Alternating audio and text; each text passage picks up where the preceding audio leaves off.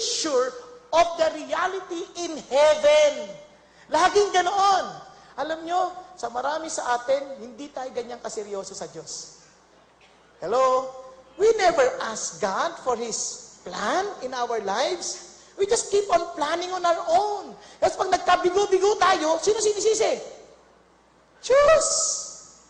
Hello? Kaya nga ang instruction ng Diyos, meditate on this word day and night that you may be careful to do everything written on it.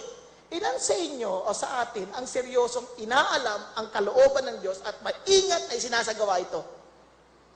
Tingnan nyo, dito pa lang natutulog ka na eh.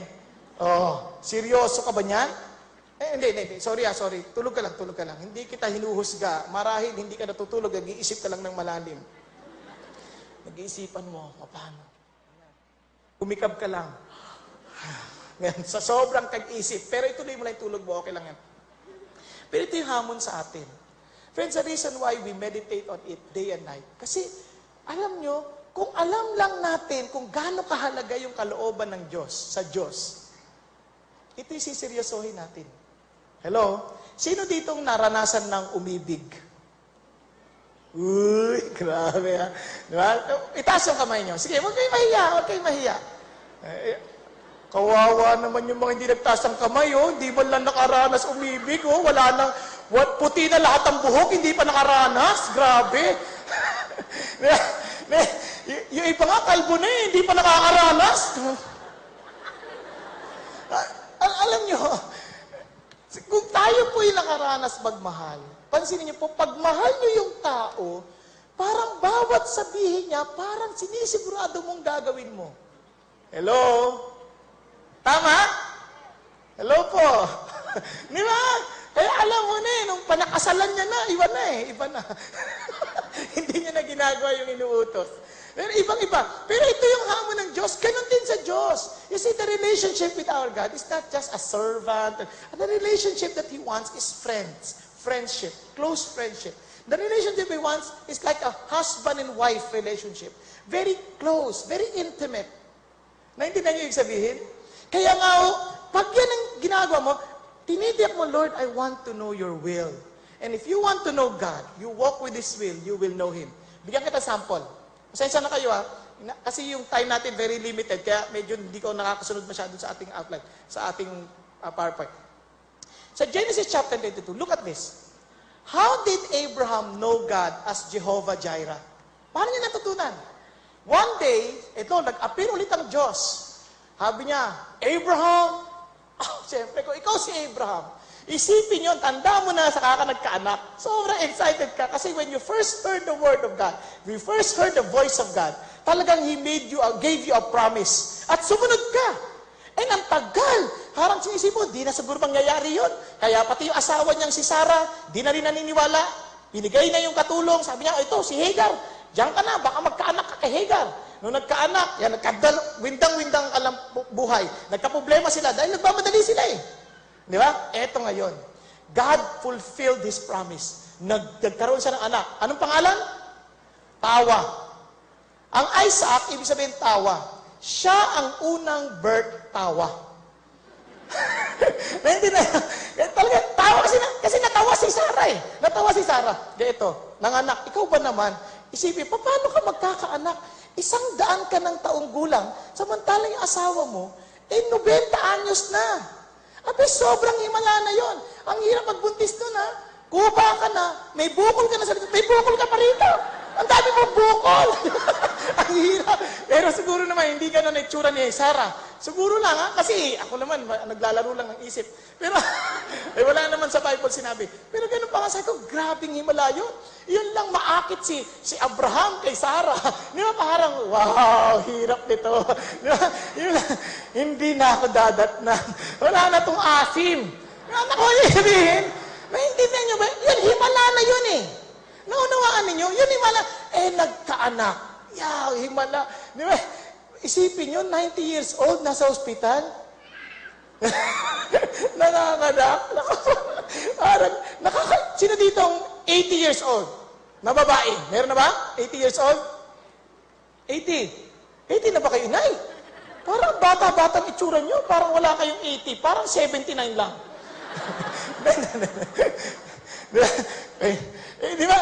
80, isipin nyo, 80, sumisigaw. Abraham! Ay, ang hirap imaginein. Eto ngayon, mga anak, di tuwan-tuwa ngayon si Abraham. Ngayon, muling nagsalita ang Diyos. Abraham, Lord, ikaw ba naman, noong unay nangako ito, ngayon naririnig mo na naman siya. Sabi niya, remember your son Isaac? Yes, Lord. The very son you gave me at my old age. Di ba? Sa isip-isip. Siyempre, hindi naman nakalagay sa Bible yung discussion, ha? Ako lang naglalagay niyan. Baka sabihin niyo, dinadagdagan ko yung Bible. I was just trying to imagine as a director. Di ba?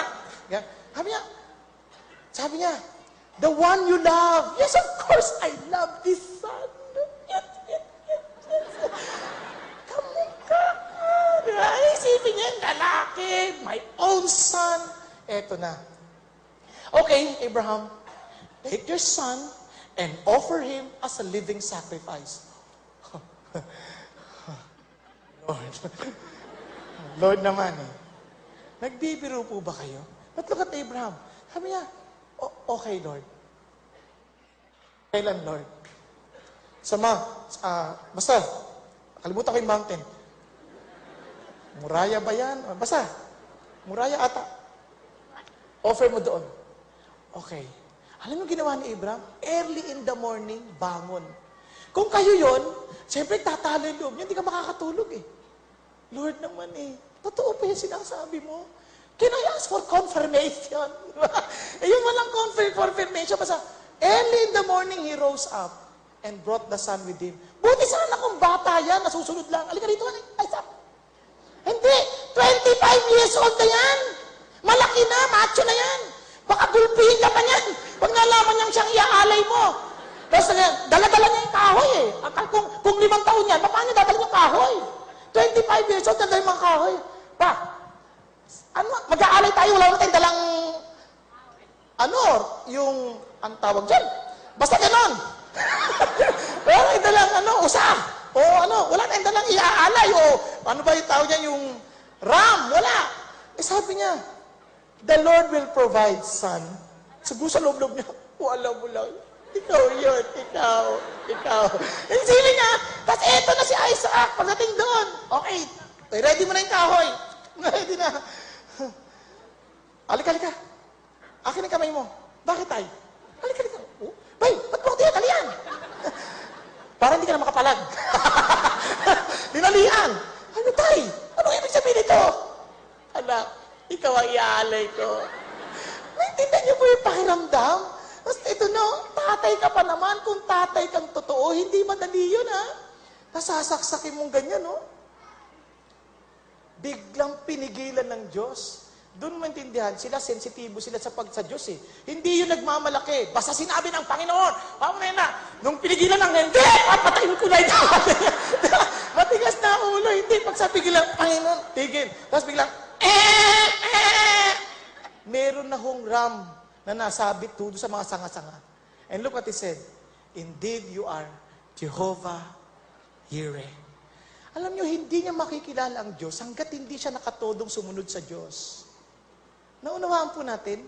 Kaya marami sa atin, hindi natin lubusang maintindihan ang kilusin ng Diyos. At hindi natin maintindihan kung gaano kabuti ang Diyos kasi hindi naman tayo sumusunod sa Diyos eh. Hello? Naunawaan po?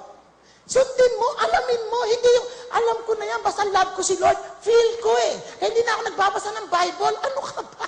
Hindi pwede, kasi dyan nga niya sinulat eh. Dyan niya sinulat, kasi kung hindi niya isusulat, tiyak iba-iba na. Yung nga sinulat, iba-iba na interpretasyon natin eh. Yung pakayang hindi na isulat. Naintindihan po natin. Kaya eto ngayon, sabi niya, my time has not yet come. You see, my time to be glorified has not yet come. Mary, I have my time. I have to follow the timetable of God. Kaya sabi naman ni Mary, eto napakaganda. Okay, do whatever He tells you. Sundin nyo lang kung ano sinasabi niya. Sundin nyo lang.